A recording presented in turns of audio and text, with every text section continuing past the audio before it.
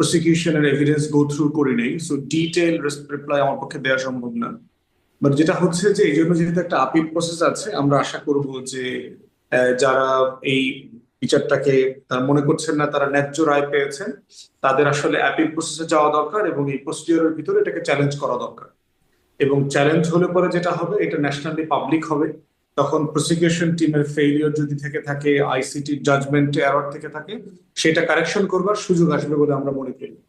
এখন পর্যন্ত দেশে বিদেশে আইসিটির পারফরমেন্স অথবা প্রসিডিউরাল স্ট্যান্ডার্ড নিয়ে খুব মোটা দাগে কোনো বিতর্ক আসে নাই।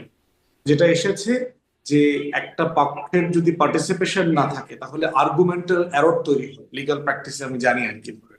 যে ধরেন আপনি আপনার আর্গুমেন্টটা কোর্টে পেশ করেন নাই, So আমি শুধু আমার আর্গুমেন্টের উপরে ভিত্তি করে আমার কেস সামারি দিয়েছি এবং তার উপরে ভিত্তি করে জাজমেন্ট আসছে। তো আদার সাইডের আর্গুমেন্টটা তো সিরিয়াসলি আসলে জাজ বিবেচনা করার সুযোগ পায় নাই। তো যেহেতু এখানে অন্য পক্ষ এখানে অনুপস্থিত, তো সেখানে এই জায়গাগুলোর একটা এরর এবং একটা লিমিটেশন এখানে জাজমেন্টে থাকবে।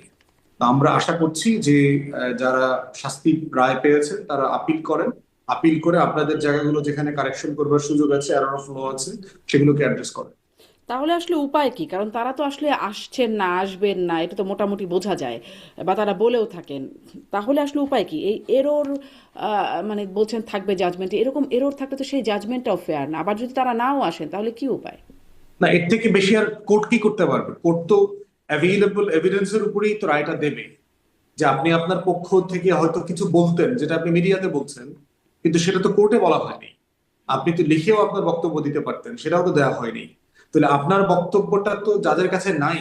তো জাজ তো অ্যাভেইলেবল এভিডেন্সের উপরে ভিত্তি করেই রায়টা দেবে।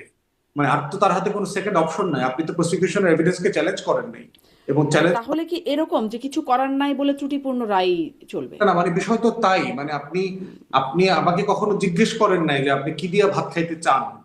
তো আমি আপনার বাসায় আসছি, আমি আপনাকে ডাল দিয়ে আলু ভর্তা দিয়ে খাওয়াই দিচ্ছি। এখন আপনি বাইরে গিয়ে বলতেছেন, ভাই আমি মেহমান এত দূর থেকে আসলাম, একটু গরু গোশত খাওয়াইলো না, পোলাও খাওয়াইলো না, রোস্ট খাওয়াইলো না। মানে এইটা তো আপনি রেজ করতে পারেন না।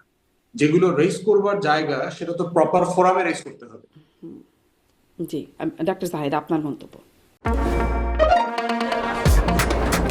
শুধুমাত্র সিটি ব্যাংকে অ্যাকাউন্ট থাকলেই করতে পারবেন গুগল পে, তাই অ্যাকাউন্ট খুলুন আজই। ডাক্তার জাহিদ, আপনি শুনছেন আমার কথা? ডাক্তার জাহিদুর রহমান, আপনি কি আমাকে শুনতে আমি পাচ্ছেন? শুনতে জি জি জি, আমিও আপনার কাছে আসলে একই এক প্রশ্ন করছিলাম আমি যে শুনতে এই, পাচ্ছি। জি, একটু জি, ডিস্টার্ব। আপনি আপনার মন্তব্যটাও জানতে চাই যে টিউলিপ সিদ্দিকী, বিশেষ করে টিউলিপ সিদ্দিকীর বিষয়টা আলোচনায় আসছে। আপনার কি মনে হয় যে আসলে ত্রুটিপূর্ণ রায় তাহলে যথাযথ? আমি টিউলিপ সিদ্দিক নিয়ে আমার খুব স্পষ্ট একটা অবস্থান আছে, সেটা খুব সোজা। সেটা হলো শাহাসিনা রেহানার যে মামলা, মানে যে রায় হয়েছে, সেটা আমি মোটা দাগে সঠিক মনে করছি। যদিও ইন অ্যাবসেন্সিয়া হচ্ছে, তারা যেহেতু কন্টেস্ট করছেন না, এটা হবে। তবে একটা কথা বলে রাখা ভালো, আইসিটি এবং এখানেও রাষ্ট্রপক্ষ, রাষ্ট্র থেকে একজন কেপেবল আইনজীবী যেন দেওয়া হয় এবং তিনি যাতে সিনসিয়ারলি ফাইট করেন। আইসিটিতে ওই অভিযোগটা ছিল, রাষ্ট্র যাকে নিয়োগ দিয়েছেন তিনি ঠিকভাবে ফাইটটা করেন নাই। এটা আবারও বলছি, ডেভিড বারবেন এটা নিয়ে কথা বলেছেন। হুম। ফুয়াদ ভাইয়ের প্রেসিডেন্ট মঞ্জু ভাইয়ের সাথে যথেষ্ট উত্তপ্ত বিতর্ক হয়েছে আপনার এখানেই। ওটা হতে পারতো, কিন্তু টিউলিপকে নিয়ে আমার খুব অবিশ্বাস্য একটা ঘটনা দেখলাম। আমার কাছে এটা দেখে খুবই মানে আমি হতাশ বোধ করেছি। মানে আমাদের একটা কোর্ট কনভিন্সড হচ্ছে, মানে টিউলিপ তো প্লট নেননি, তাকে সাজা দেয়া হয়েছে। তিনি তার মায়ের প্লট পাওয়ার জন্য তার খালার উপরে চাপ প্রয়োগ করেছেন বা প্রভাব বিস্তার করেছেন। মানে বাংলাদেশে আমরা থাকি, শেখ রেহানাকে একটা 10 কাঠার প্লট পূর্বাচলে দেয়া হবে, সেটা শেখ হাসিনা দিতে চাচ্ছেন না। টিউলিপ হুম। হুমকি দিচ্ছে, কি হুমকি দিচ্ছে হুম। জানি না, কিন্তু হুমকি দিচ্ছে, চাপ দিচ্ছে। মানে একটা জাজ এটা কনভিন্সড হচ্ছে।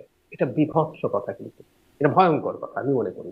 টিউলিপের অবৈধ সম্পদ ধরা পড়েছে, সেটা ফাইন, এবং সেটা জন্য তার মন্ত্রিত্ব, একটা ছোটখাটো মন্ত্রী ছিলেন, ওনাদের ওই অনেক রকম মন্ত্রিত্বের স্টেজ থাকে, উনি ফোর্থ বা ফিফথ স্টেজের একজন ছিলেন, সেটা গেছে, উনি শাস্তি পেয়েছেন, প্রচুর কথা হয়েছে। কিন্তু এটার মাধ্যমে আমরা এই ধরনের কিছু কাজ করে আমাদের বিচারগুলোকে প্রশ্নবিদ্ধ করতে থাকি। এই যে হরে ধরে সবার নামে খুনের মামলা দিচ্ছিলাম, এগুলো নিয়ে আমরা কথা বলেছি।